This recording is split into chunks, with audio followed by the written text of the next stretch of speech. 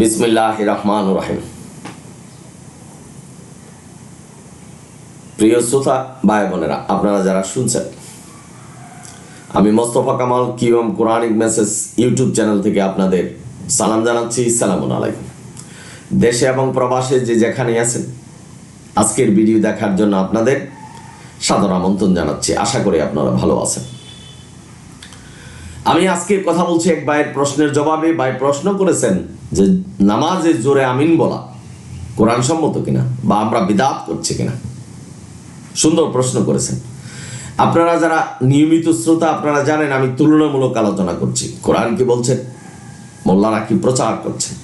এই ভিডিও কোনো ব্যক্তি, সমাজ, গোষ্ঠী কে হ্যাঁ প্রতিপন্ন করার জন্য নয়, কোরআনের সত্য কথা মানুষের কাছে বলা। নামাজে জোরে আমিন বলতে হবে, এই ধরনের কোন নির্দেশনা কোরআন আমাদের দেয়। জালিকাল কিতাবুল লা রাইবা ফীহি হুদাল লিল মুত্তাকিন, মুত্তাকিনের জন্য এটাই নির্দেশনা। সুতরাং এই কোরআনের নির্দেশনার বাইরে আমরা কোনো কিছু সংযোজন এবং বাদ দিতে পারবো না। আউযু বিল্লাহি মিনাশ শাইতানির রাজিম, এটা কোনো কোরআনের শব্দ নয়। আর আমিন কোনো কোরআনের শব্দ নয়। আমি যে কথা বলতে চাচ্ছি যে সূরা হামদ অর্থাৎ সূরা ফাতিহার পূর্বে আউযু বিল্লাহি মিনাশ শাইতানির রাজিম এবং পরে আমিন এই শব্দটা নেই। আল্লাহ কোরআনে সুস্পষ্টভাবে বলছেন নামাজে দাঁড়িয়ে কোরআন থেকে পাঠ করতে হবে। কেউ যদি মানেন মানবেন, আর যদি কেউ না মানেন কোনো কিছু বলার নেই। কোরআন থেকে পাঠ করতে হবে, এটাই নির্দেশনা। সুতরাং আউযু বিল্লাহি মিনাশ শাইতানির রাজিম এবং আমিন সূরা হামদের মধ্যে নেই। অথচ আপনি যদি পাঠ করেন, আল্লাহর আদেশ অবমাননা করা হবে। ভাই বোনেরা, আপনারা যারা শুনছেন,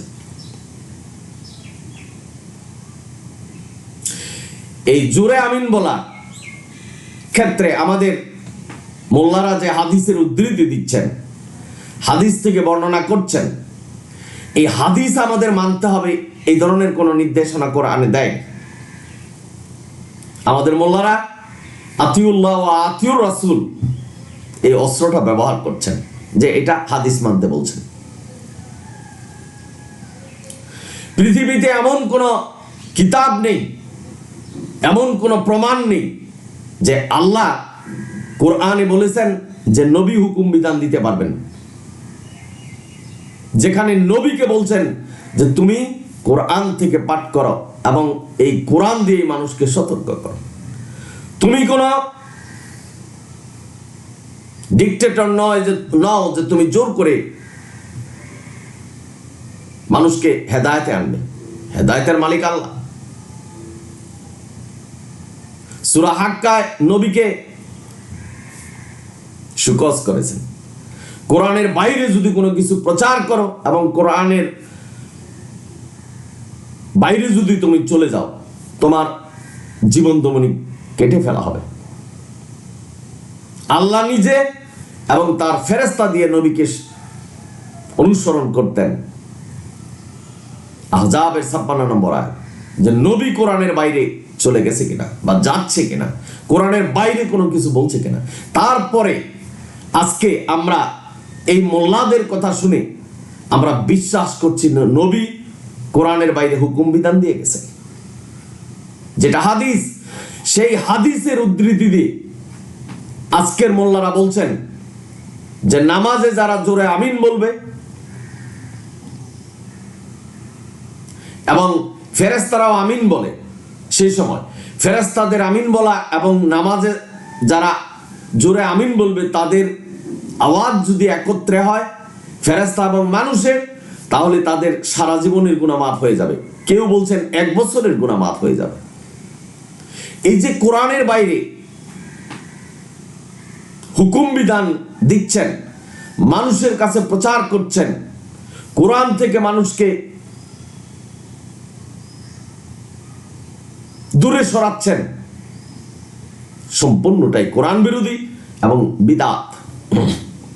এই ধরনের কোন নির্দেশনা কোরআনে নেই যে জোরে আমিন বলতে হবে এবং ফেরেশতার আমিন বলার সাথে যদি আপনার আমিন বলার একত্রে হয় তাহলে সারা জীবনের গুনাহ মাফ হয়ে যাবে। এই ধরনের কোনো নির্দেশনা নেই। যেখানে কোরআন বলছেন আমাদেরকে পরীক্ষা দিতে এখানে পাঠিয়েছেন, পরীক্ষা দিতে হবে। আমরা দেখছি সিলেবাস হলো কোরআন, কোরআনের মানদণ্ডে আমাদের জয়ী হতে হবে। আর নামাজে একবার আমিন ফেরেশতাদের সাথে যদি মিলে যায় তাহলে আমাদের সারা জীবনের গুনাহ মাফ হয়ে যাবে। এই যে শর্টকাট রাস্তা, এই ধরনের কোনো নির্দেশনা কোরআন আমাদের দেয়। আমি বলতে চাচ্ছি আজকে এই QM Quranic message YouTube channel থেকে আপনাদের মেসেজ দিচ্ছি, কে মানবেন কে মানবেন না আপনাদের বিষয়। যারা শুনছেন আজকাল থেকে বন্ধ করতে হবে। যদি আপনাদের সেই আমাদের লাস্ট ডেস্টিনেশন সেই জাহান্নামে না যেয়ে জান্নাতে যেতে চাই তাহলে এই আল্লাহর আদেশকে মানতে হবে, কোরআন পুরোটাই মানতে হবে।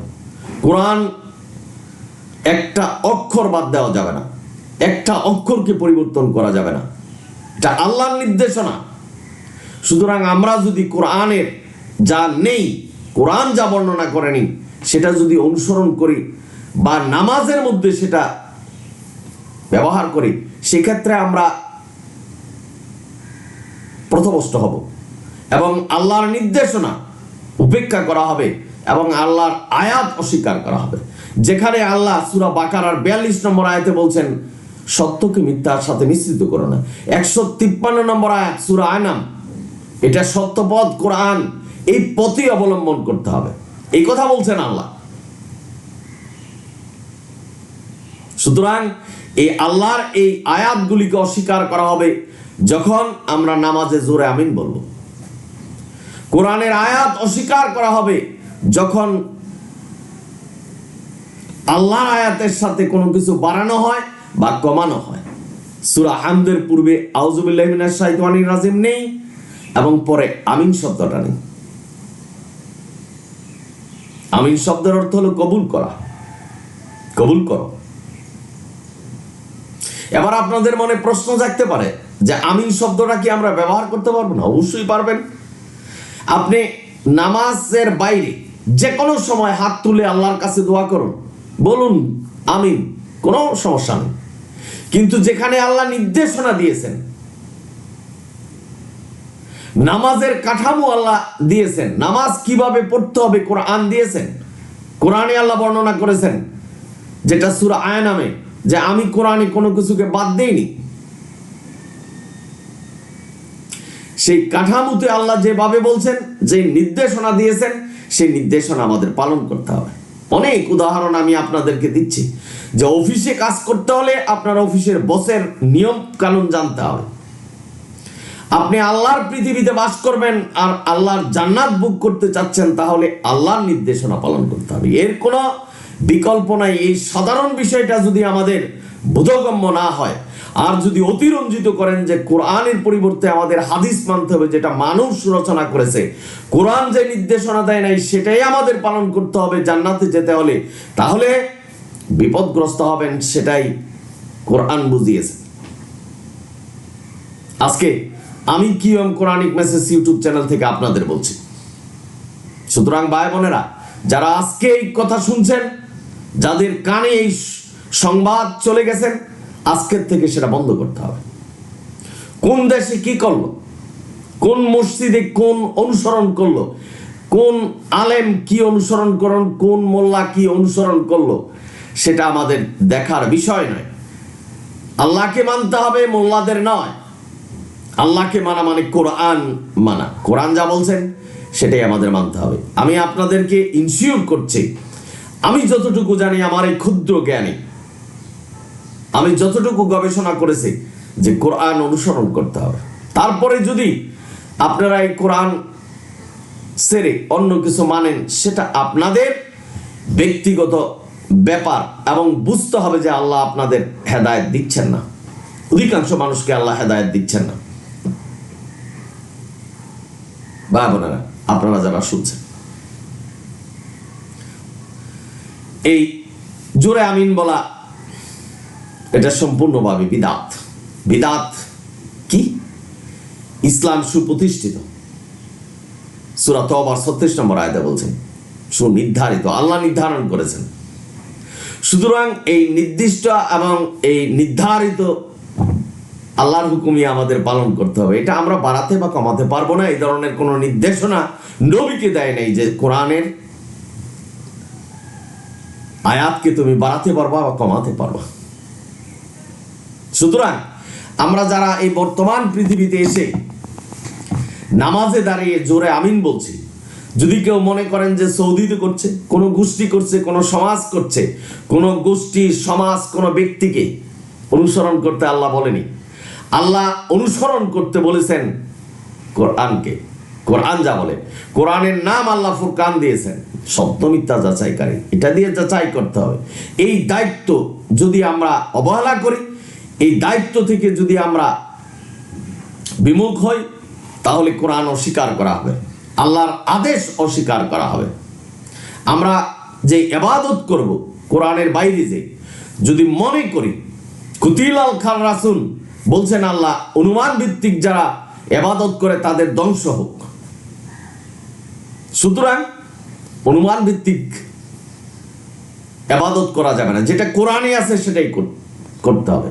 কোরআন সুস্পষ্টভাবে বর্ণনা করেছেন, কোরআনে যার দলিল নেই, যার সনদ নেই, তা আমরা অনুসরণ করতে পারবে না। সুতরাং এই সূরা হামদের পূর্বে আউযুবিল্লাহি মিনাশ শাইতানির রাজিম এবং পরে আমিন এটা বলা এবং এই আমিন শব্দ জোরে উচ্চারণ করা, এটা সম্পূর্ণই কোরআন বিরোধী, কোরআনের আয়াত বিরোধী, আল্লাহ বিরোধী এবং নবী বিরোধী কাজ। সুতরাং আমি একটা কথা বলবো, কোন হাদিস কি বলেছেন, কোন কিতাব কি বলেছেন, কোন মোল্লারা কি বলেছেন, শোনার কোনো প্রয়োজন নেই। কোরআন দিয়ে যাচাই করতে হবে সেটা কোরআনে আছে বা নেই। যেহেতু কোরআন আল্লাহ সুস্পষ্টভাবে বলছেন যে কোরআনে যার সনদ নেই, কোরআনে যার দলিল নেই, তা অনুসরণ করা যাবে না। কুতিলাল খান রাসুল, ধ্বংস হোক তারা যারা অনুমান ভিত্তিক ইবাদত করে আল্লাহর কথা। এই আল্লাহর এই কথাকে শ্রদ্ধা জানাতে হবে, সম্মান জানাতে হবে এবং মান্য করতে হবে যদি আমরা জান্নাত কামনা করি। আশা করি ভাই বোনেরা আপনারা বুঝতে পেরেছেন যে নামাজে জোরে আমিন বলা এবং যে হাদিসের উদ্ধৃতি দিয়ে বলছেন যে ফেরেশতাদের সাথে যদি এই আমিন বলা শব্দটা একত্র হয়ে যায় তাহলে সারা জীবন, কোন মোল্লা বলছেন 1 বছরের গুনাহ মাফ হয়ে যাবে। সম্পূর্ণভাবে বিভ্রান্তিকর এবং ইসলামকে জটিল করার পায়তারা এবং মানুষকে কোরআন থেকে বিভক্ত করার পায়তারা। সুতরাং আমাদের কাউকে আঘাত করা, কাউকে অসম্মান করার কোনো কারণ নেই। আমি বলছি আপনাদের কোরআনের কথা, কে মানবেন আর কে মানবেন না। কারণ কোরআনের কথা বললে আপনারা অনেকে এই শব্দগুলি শুনে আসছেন, আপনাদের ভিতরে এই হাদিসের প্রক্রিয়াটা এমনভাবে গেঁথেছে যে এইটার থেকে উত্তরণের জন্য খুব কষ্ট হচ্ছে। যে কোরআনের কথা বললে মনে হচ্ছে যে আপনি বোকা, আপনি বলদ, আপনি কিছুই জানেন না, আপনি বলতে পারছেন না। তার মানে যারা এই ধরনের শব্দগুলি উচ্চারণ করছে তাদের শয়তান ধরেছেন এবং শয়তান এমন ভাবে তাদেরকে গ্রাস করছে যে কোরআনের আওয়াজ তাদের কানের ভিতরে ঢুকবে না। শয়তান চাচ্ছে না আপনারা ভালো হন। কোরআনের শব্দ শুনলে, কোরআনের কথা শুনলে হাদিস যে আপনাদের ভিতরে ঢুকে গেছে, এটাকে খুব কষ্ট হচ্ছে মানতে। রাগ হয়, খুব হয় যে আপনি যা বলছেন এটা মিথ্যা বলছেন, এই ধরনের মনে হয় আপনাদের। বুঝতে হবে যে শয়তান আমাদের ভিতরে ঢুকেছে, কোরআনের কথা আমরা শুনতে পারবো না। ভাই বোনেরা আপনারা যারা শুনছেন, সুতরাং কোরআন দ্বারা কোনো নির্দেশনা নেই যে নামাজে দাঁড়িয়ে জোরে আমিন বলতে হবে।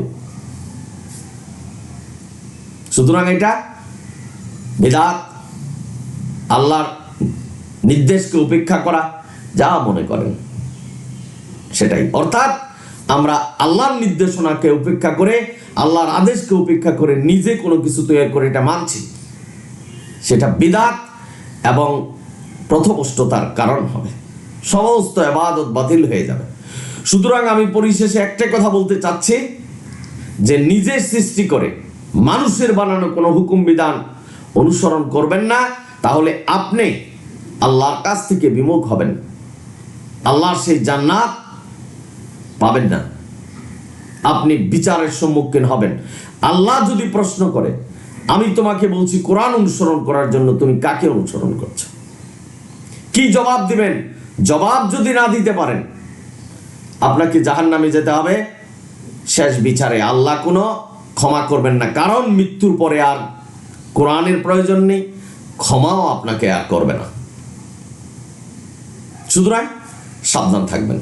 যদি ভিডিও ভালো লাগে, আমি অনুরোধ করছি দয়া করে সাবস্ক্রাইব এবং শেয়ার করুন। আপনারা সকলে ভালো থাকুন। আমি দোয়া করছি আল্লাহ যেন আপনাদের কোরআনের পথে রাখে, আল্লাহ যেন হেদায়েত দান করে। আমার জন্য একটু দোয়া করবেন।